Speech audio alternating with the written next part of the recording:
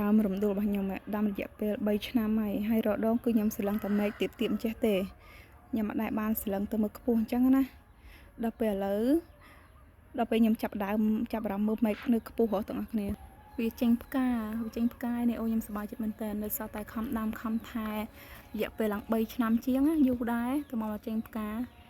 ខ្ញុំចាប់អារម្មណ៍យ៉ាងគឺតែត្រួយទេខ្ញុំមើលត្រួយវាមើលការលូតលាស់របស់វាអញ្ចឹងណាដល់ពេលទៅស្រឡឹងមើលមេឃនៅខ្ពស់ឃើញមានផ្កាអូយសប្បាយចិត្តមែនតើហ្មងណាខ្ញុំនៅមានម្ដងទៀតដែរអត់ត្រូវបានតែមើលនេះដឹងថាមានផ្កាដែរអត់ទេអូយជាមួយដល់ពេលវិរិចស្អាតមិនទេនេះឧទាហរណ៍ថាពេលវិរិចផ្កាកវ៉ាន់ក៏រិចផ្ការំដួលក៏រិចអូយក៏ពេញនឹងតែម្ដងខ្ញុំអត់សូវចាប់អារម្មណ៍ថារំដួលវាចេញផ្កាដោយសារតែវាមានដើមផាសិនដើមអីនៅច្រើននៅរុំរិតចិត្តអញ្ចឹងណាអញ្ចឹងទៅអត់សូវចាប់អារម្មណ៍ទេដល់ពេលថ្ងៃនេះមកឈរស្រឡឹងមើលទៅនេះមានផ្កាមកខ្ញុំនេះសប្បាយចិត្តមែនទែនហ្មងដោយសារមានដើមផាសិនមានផ្កាផាសិនមានអីនៅរុំរិតវាអញ្ចឹងទៅខ្ញុំមិនសូវចាប់អារម្មណ៍ទេនោះ